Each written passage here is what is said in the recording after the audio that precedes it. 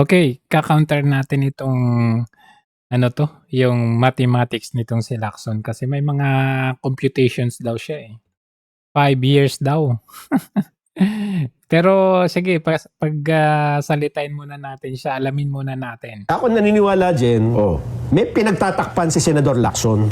Ang sabi po ng Senador Ping Lacson, nangangamba daw po siya na baka maging circus lamang Yan. ang pag-iimbestiga ng Senado sa mga anomalya sa mga flood control projects kapag pinayagang humarap sa pagdinig ang 18 nagpakilalang dating mga marine sundalo. O, yan ibig sabihin. Orin nyo to Ito yung Ako naniniwala, Jen, may pinagtatakpan si Senador Lacson.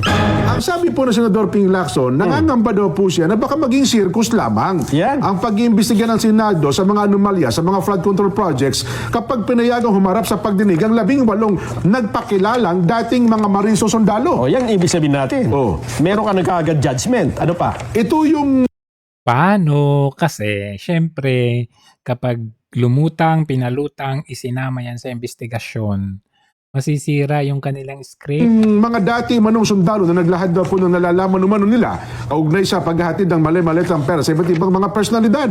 Ayon po kay Senador Lacson, hindi ka panipaniwala ang mga istorya ng mga nagpakilalang sundalo. Sabi ng ombudsman, totoo yun eh. Pwede magsabunutan kayo ng ombudsman. Dahil dito, nagpasimula si Senador Lacson ng paunang pagsilip sa background ng mga ito. Ganyan din ang ginawa nyo kay Gutesa. Sa halip na yung Binackground check. testimonya ang tingnan, yung background ng mga nagsasabi, ang... Di ba? Kaya daw po, ito mga kababayan, nangangamba daw po Senador Ping na baka magamit pa ang Senado bilang plataforma para sa mga istoryang hindi kapanipaniwala sa umpisa pa lamang. Sabi nga ni ombudsman, totoo yun eh. Hindi ba, Senador? Nako. Nauna na rin pong kinwestiyon ang pagbagsak umano ng 805 billion pesos na cash mula sa mga bangko o mga contractors. Bukod sa napakabigat anya na naturang halaga na ito na tinatayang aabot na po sa 805 metric tons, aabutin na yan na mahigit sa 13,000 maleta, 13,000 na maleta 13,000 ang kinakailangan para dito. Aabutin din na yan na 5 taon ang paghahatid nito kahit pa araw-araw gawin ang delivery. Kung nagsimulaan niya ang delivery noong 2003 hanggang ngayon, 2023. Taong 2023 hanggang ngayon ay naghahatid pa rin dapat ngayon ang mga nagpakilalang sundalo. Pinoproblema mo yung delivery. Tingnan mo muna. Paliwanag mo pa. Bagay yung estimate na yun ang naglutang, ang nag-estimate si Atty. Baligod. Estimation ngayon eh. Yun lang ang kanyang estimate, 805 billion. Hindi, pag imbestigahan mo nga, pagka nandun, ipagkwenta mo sila sa kanila. Sige nga. Paano kung mapalabas silang nagawa nga? Di ba? Ang problema. May mga ID pa nga pinakita eh. Bakit namin kayo dapat paniwalaan? At saka, paano nyo mapapatunayan na nagtrabaho kayo talaga kay Zaldico bukod sa sinabi nyo sa akin? Then meron po kaming ID. May ID kayo? Yes, from Congress na papatunay na. Pwede ba mapakita yung ID ninyo? Ito ang ID ni... Isbert Folpat. Okay. Lahat kayo may ID na ganyan. Yes. Naka-indicate po ba nagtrabaho sila kay Zaldico, sir? Yes po, signature po ni Tom Salto nga. Sinubukan din naming kunan ng panig ang kampo ni Zaldico pero hindi sila tumugon. May ID. Ano na? Noong lumabas yung press conference ng mga 18 na Marines, hindi nila inamplify yan. Hindi ibinalita ng mainstream media. Kaya tuloy parang lumalabas dito na totoo yung sinasabi nila na kasama ang mga media. Pero nung mga sumagot-sagot na yung mga personalities na involved, yan, kaliwat kanan na ibinabalita ng media. Lalo na itong sinasabi ni Lacson, ina-amplify na nila kaagad. Kung kwekwentahin ay kaduda-duda para kay Senador Ping Lacson, ang pahayag ng 18 nagpakilalang dating sundalong naging empleyado umano ni Zaldico. Ayon kay Lacson, kung ipagpapalagay na totoo ang sinabi nilang nag-deliver ng 805 billion pesos ng nakamaleta, kahit anya 24 oras na magtrabaho ang mga nag-deliver, ay aabutin sila ng 5 taon. Mali ka dyan. Patutunayan natin. Para matapos yan. Kabilang dyan ang pagbubuhat, pagbibilang, pagbabalot at pagde-deliver ng pera. Kung sinimulan anya nila ito noong 2023, ay sa 2028 pa sila matatapos. Kinwestiyon din niya kung magkano ang natira para kay Ko na sinasabing nag-utos ng paghahatid ng pera kung na-deliver nga ang sinasabi nilang 805 billion pesos. Isipin na lang natin Halata ka na kung talaga. magagamit ang mga nasabing aligasyon bilang instrumento ng propaganda. I raise this question to ensure that the testimonies withstand. Kahit i-search ninyo sa Google AI, i-type ninyo yung can 800 billion pesos fit in suitcases. Ang lalabas dyan, itong mga pinagsasabi niya. Kasi may mga mathematical computations dyan eh. Natatawa nga talaga ako dito kay Lacson. Nag-Google AI ka ba? Establish facts and logic before we even invite them to testify before the Senate Blue Ribbon Committee.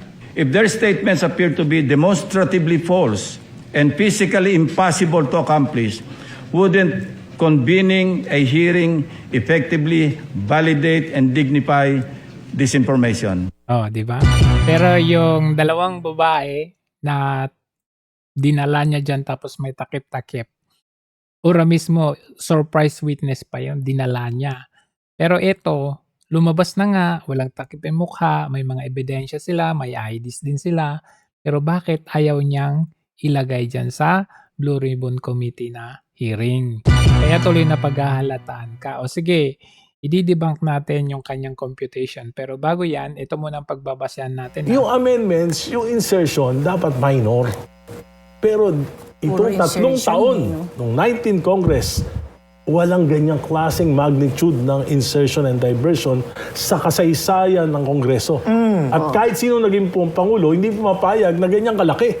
Si Presidente Marcos lang ang pumayag na merong 1.45 trillion na diversion insertions sa loob ng 3 taon. Yung 3 budget niya, sinalaula ng Kongreso, pinayagan niya. Yun ang problema. Yun ang tanong ko kay Presidente na hanggang ngayon, hindi sinasagot. Ito, 1.45 trillion ang pinag-uusapan natin dito. So, kung 1.45 trillion, 2022, 2023, 2024, or kahit 23, 24, 25, 3 years po yan. So, hatiin mo yung 1.45, depende na rin yan, maabot din ng mga, siguro mga 500 billion, 600 billion, mga ganon, yung hatian yan in 3 years. Kung 500 billion nangyari nga o nagawa nila in a year, so bakit sinasabi ni Lacson na 5 years ang kailangan para ma-deliver yung 800 billion na sinasabi? Ito nga trillion na i-deliver 1.45 trillion na i-deliver within 23, 24, 25. So, how is not possible yung 800 billion? Ngayon, titignan natin, ito, maleta for example, ito po, kung bibilangin natin 2, 4, 6, 8, 10, 12, 14, 16, 17. So, hindi pa natin alam kung may another set nito. Ibig sabihin, sa isang deliver ito, sa isang lugar, sa isang bahay o sa isang congressman o kung sino man ang pagbigyan, sa media man, kay Comelec Garcia man, yun yung ibig sabihin dito, hindi po one time big time yung 800 billion. So kung titignan natin, accordingly, pag medium na maleta, merong 30 to 40 million, small maleta, merong 15 to 25 million. Paper bags, 5 to 10 million, kagaya yung natanggap ni De Lima. Expandable envelopes, 2 million. So dito na lang tayo sa large na maleta, which is 50 to 70 million. So pagbasehan natin yung 70 million sa isang large na maleta kasi sabi ni Erice, ni Adrian nakausap ko, sabi ni Erice, yung pinsan ni Adrian Bersamin, si Mayor Nene, na dating Chief of Staff ni Lucas Bersamin. At sinabi nila involved si Presidente. Sa katunayan, si Adrian Bersamin daw may hawak pa 1.2 billion na nasa kanya. May Sobra hawak pa. doon sa mga nakuha kay Bernardo at sa iba't iba pang mga ahensya ng gobyerno. Bakit hindi ipatawag ni Senator Lacson yung mayor ng Taal, Batangas? Bakit hindi patawag si Lucas Bersamin? Bakit hindi patawag si Adrian Bersamin? Nalulungkot ako, Senator Lacson, parte ka na ba ng cover-up? Parte talaga. Bakit? Sige. Compute natin kasi sabi niya, imposible daw yung 800 billion. Ngayon, ang pagbasehan natin yung 800 billion. Kailangan make sure natin na hindi mali yung math natin ngayon. So, sige, dagdagan pa natin. 800 Ayan, million. Tama na. 800, hundreds, million. Ayan, so 800 million.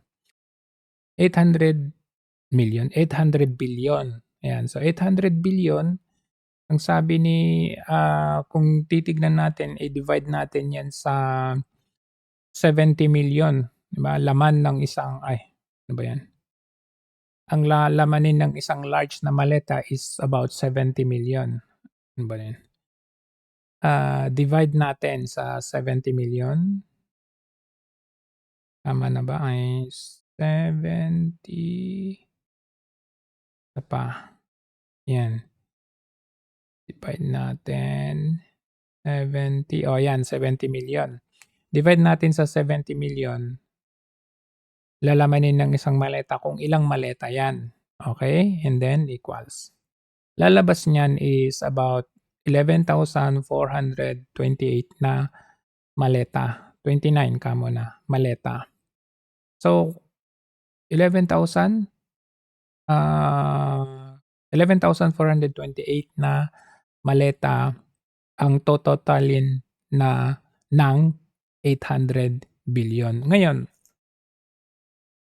hindi po sinasabi ng mga 18 na Marines na nag-deliver sila one time, big time. Kasi hindi talaga kaya sa 800 billion. Wala po silang binabanggit na one time nilang dineliver. So, let's say in 3 years time, magmula nung nag-umpisa, okay?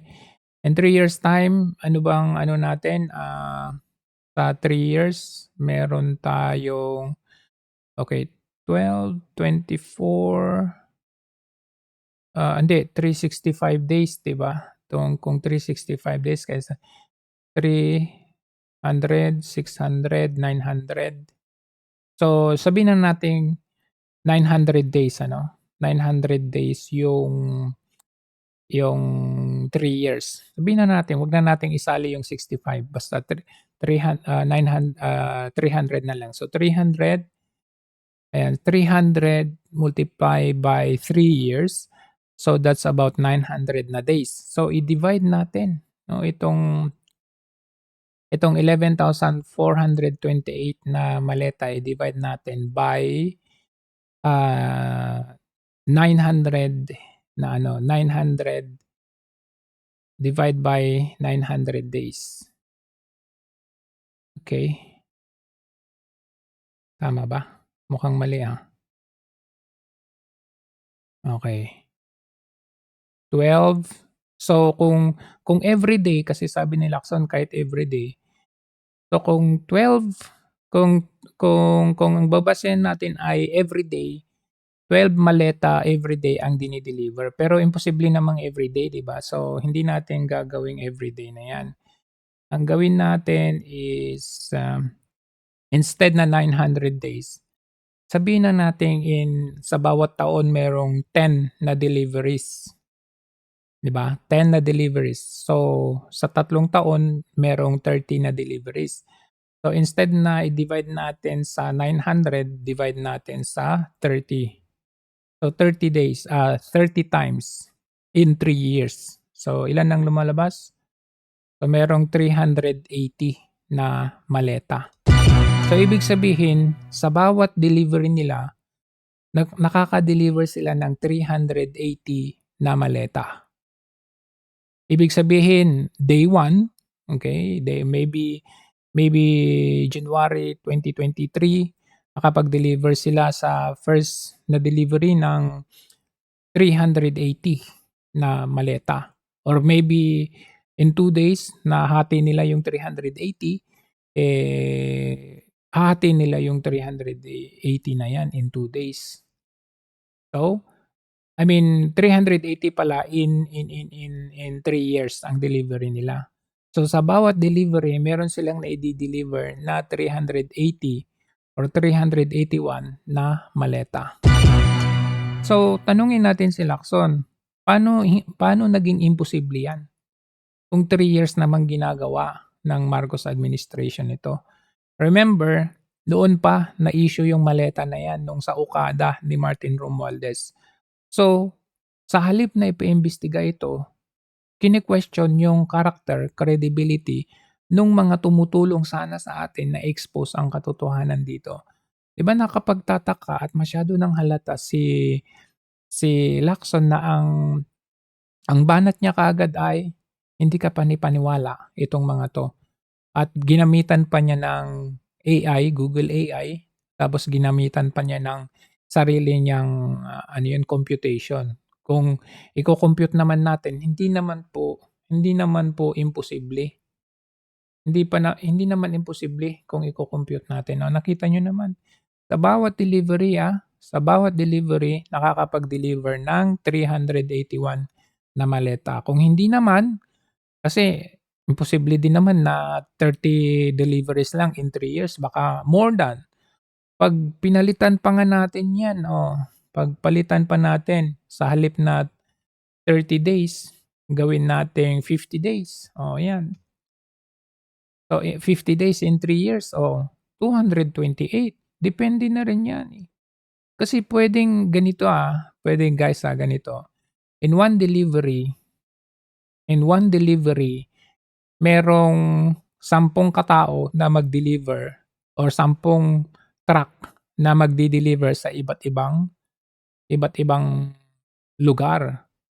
Sa bawat delivery so kung example lang natin, sa bawat delivery may 5, kahit 5 na, wag na 10. May 5 na delivery, may 5 na truck or chopper or whatever, i-divide natin by 5. Sa bawat delivery, nakaka-deliver sila ng 45 na maleta. Doon sa 5 na, di ba, hinati nila. Sa 5 na magdi-deliver, sa 5 na van or sa 5 na, or pabalik-balik na helicopter. Diba, yun yung ibig sabihin nun. Hindi ibig sabihin na one time, big time. Kung one time lang talaga na delivery, syempre, maniniwala tayong imposible po yan. Kaya nahalatado masyado yung reason ni etong si Lacson kasi gumamit nga siya ng computation sa mathematical computation. Pero palpak naman siya. So, i-question nyo yan kasi Parang sumami kami sa ultima nga si Erice. korupsyon. Kung sasama kami sa administrasyon, parang sumami kami sa korupsyon. Nakakadiri, Senator Lacson. Lacson daw. Sinimulan niya yung investigasyon, pero hindi niya tinapos. Ang balita ko pa, mukhang may deal na siya. May deal talaga. Kita mo naman, niribat niya tayo ng computation na mali-mali naman. Kaya ayaw niya ipatawag yung mga bersamin. Ayaw niya ipatawag yung mga sundalo, yung mga Marines. Marines. Na siyang makapagbibigay ng katuldukan dito sa pinakamalaking korupsyon sa ating bansa. Nakausap ko mismo yung pinsan ni Adrian Bersamin, si Mayor Nene, na dating Chief of Staff ni Lucas Bersamin. At sinabi nila, involved si Presidente. Sa katunayan, si Adrian Bersamin daw may hawak pa 1.2 billion na nasa kanya. Sobra dun sa mga nakuha kay Bernardo at sa iba't iba pang mga ahensya ng gobyerno. Bakit hindi patawag ni Senator Lacson, yung mayor ng Taal, Batangas, dating Chief of Staff ni Lucas Bersamin? Bakit hindi patawag si Lucas Bersamin? Bakit hindi patawag si Adrian Bersamin? Nalulungkot ako, Senator Lacson, parte ka na ba ng cover-up? Kung sasama kami sa administrasyon para Oh, hindi ba? Buti yung mga nasa liberal, nagre-react.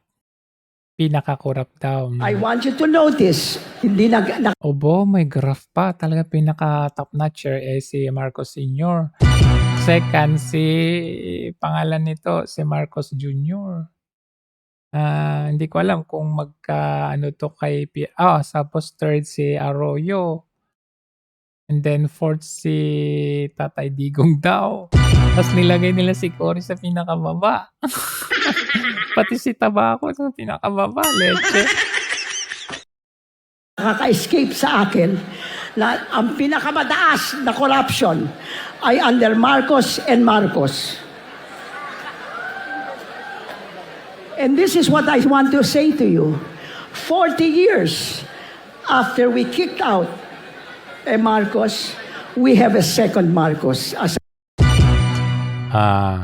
Pero ngayon, himudpwet kayo. Kita nyo si Lacson nung merong isang witness na titistigo doon sa flood control. Pinag-initan nga nila to eh. As a security, pinag-initan Mr. Chairman, nila. because this might... Matanong ko lang, bakit ba kayo nakatalukbong? Hindi naman kayo testigo. Yes, Mr. Chairman, because this might set a precedent for all other witnesses we will call here. They will request that their faces be covered. He is a public government employee. Bakit siya nagtatago? And a resource person, not a witness. Your Honor, it's my request po as and security po. Baka lahat ng witnesses namin, resource person, nakatalukbong. Pero yung dinala mo yung dalawang babae na magpapatunay na kakampi ninyo si Martin Romualdez ay nakatalukbong. Tapos itong sa 18 Marines na ito, ayan kasama daw yung mga mga media. 5 maleta para sabi ko sa inyo kalat-kalat yung delivery. Kaya hindi po imposible yung 800 billion na yan. Sabi nila, Sir, alam mo bang tinitingala namin itong tao na to? Believe kami sa kanya, pero nung nade-deliveran para namin siya, parang na-disappoint kami. Kasi may isang pangyayari na yung magde-deliver, tinawagan ng media practitioner. Sabi niya, doon na lang tayo mag-meet sa mall. So, punta sila. Ang sasakyan ko, ganito, ganyan, sa level na ganito, etc. Tapos, yan, buksan nyo na yung pintuan ng likod. Van ang dala niya buksan. Ipasok nyo na. Siya ang nagdo-drive. Media po? Oo. At 2 maleta yata yun or something, no? So, yun na nga. Ngayon natin nalalaman yung kasabihan na this is where our taxes go. Punta tayo dito sa nabanggit nyong media. And kayo po ba naniniwala na talagang lahat ng media na umano sa inyo ngayon ay under sa payroll ng itong nakatanggap ng maleta? Alam nyo, malawak yung media operations ni Saldico noon na ipinagpatuloy ng mga kasapi sa kasalukuyang administrasyon pa rin, no? Halos 300 na trolls ang nandyan sa isang building sa Makati. Grabe, no? At nagdadala ang mga ito regular ng pera para sa pangsweldo. Isipin mo, 3 palapag ang inoccupy nila sa isang building dyan sa Makati, no? Meron ngang isang media operator Kulang yung 5 maleta na yun sa 300 na trolls. na nandyan sa Timog ang kanyang opisina sa President's Tower ba yan? So nakita na ninyo ang katotohanan. Kahit ito, nakita Paniwalaan. natin, meron na nga Meron na nga silang mga pruweba. Ipatawag nila nang maipakita yung mga ID nila, nang maipakita yung payroll nila, makikita ang ledger nila, para tignan natin kung totoo o hindi. Pero yung hindi pa pinapatawag, tapos sabihin nyo, hindi sila legit. Gamitan mo ng mathematical computation mo na palpak. At saka, paano nyo mapapatunayan na nagtrabaho kayo talaga kay Zaldico bukod sa sinabi nyo sa akin? Then meron po kaming ID. May ID kayo? Yes, from Dyan pa lang, ID. Isa sa mga nakatanggap, hindi lang media, yung mga nag-perform. kay Marcos Jr. May isang politician. May isang politician po kasi, 'di ba, ang nagsabi na 68 million daw po yung kinita nyo dun sa campaign. 'Di ba? So isang maleta 'yan kung 68 million. So what is your reaction about that? Ang reaction ko, nakakatulog ako na mahimbing. Opo. Talaga makakatulog ka ng mahimbing, 68 million ba naman, 'di ba? Ito si Congressman Bong Suntay, very very good ka talaga. At kagaya ng sinabi ng aking kaibigan, si Pastor Benny Abante, public office is a public trust. We should proceed Tama.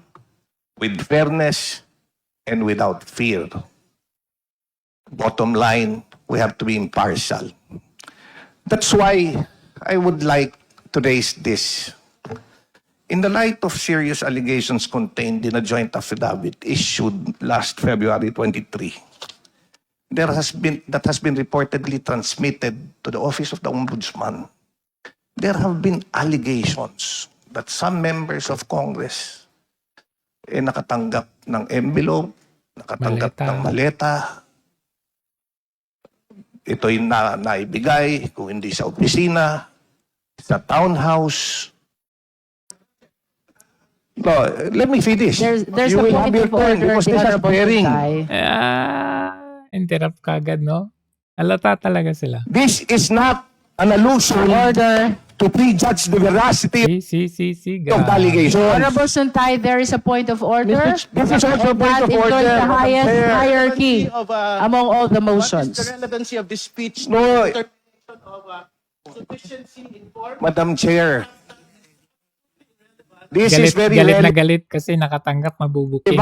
Until he finishes with his point of order. The Honorable Terry Ridon is recognized. Kindly use Bakit na-recognize si Terry Ridon? May nagsasalita. microphone which is okay. Madam Chair, the speech of our distinguished colleague is absolutely relevant to the question of sufficiency of form and substance in the matter. And more importantly, my understanding of what he's stating today is that he's probably accusing members of Congress, members of the House Committee on Justice, as receiving Maleta. payments for the implementation of our Kaya nga yung mandate pa-imbestiga eh. in the impeachment proceeding. So, which is which, Madam Chair? So I think his speech is out of order and this should be decided promptly by the committee. Okay, we heard Galit na the galit. basis of the point of order of the Honorable Terry Ridon. Now we shall hear the answer of the Honorable Suntay. Yes, Madam Chair. Ang problema sa Kindly kaibigan ko, justify the relevance of your He is statement to the jumping the current gun. impeachment proceedings. he is jumping the gun. This is actually relevant not only in the determination of form and substance. This is relevant in the impartiality, in determining the impartiality of this hearing, which is very important. Madam Chair, this is not an accusation. Kaya nga, kung hinintay lang ako patapusin, ewan ko, bakit naman yung aking kaibigan, Galit na galit. maggagalaiti ka agad at concern na concern. You know, if we have nothing to Kasi hear, may natanggap. then we just listen. If we are not being alluded, why are we so guilty? So let me finish. The issue here is Why are not we to so prejudge guilty? the veracity of the allegation. However, given the gravity of the claims and the potential impact on the credibility of the committee's proceeding, ang gusto ko maging malinaw lang po, hindi ko hinuhusgahan yung aking mga kasamahan o ipagpalagay na totoo ang mga aligasyon. Hindi rin po ito personal na laban sa sino man sa inyo. Sa katunayan, ang layunin ko ay kabaligtaran upang protektahan ng bawat isa sa inyo. Mabigyan, kasi may listahan na nilalabas eh. Ang gusto ko po sa ganitong pagkakataon, Madam Chair, naniniwala ako na mas mabuti na tayo mismo ang magharap Mas mabuti na harapin ninyo. at maglinaw ng issue. Kaya kaysa maging bulong-bulungan pa ito. Kaya nga eh. Bigyan natin ng pagkakataon bawat membro ng committee. Pagkakataon mismo na mag-assess ng kanilang sitwasyon or if they can be an impartial member of this committee. Yun lang. Kung sa tingin nila, they can be an impartial, then let's proceed. However, if they think that baka pagdudahan sila at pagdudahan yung lalabas dito na resulta, then let's allow them if they want to recuse. Wawang Ridon. Wow, ang ridon. So anyway, ayan na in-expose natin yung mathematical computation ni Lacson. Nakala mo naman ni very accurate, no? Eh, lumalabas na wala ewan ko kung nakapasa ba ito sa math. Mahina 'to, PNP ka pa naman, PNP chief ka dati, nasa MUP ka tapos, yung mathematical computation mo ginugol AI mo lang, halatado talaga na nagsama-sama kayo diyan Congress, Senado, na pagtatakpan ang inyong boss na, ito sabi mismo ni Erice 'no, "Ew, hindi sasama sa administrasyon."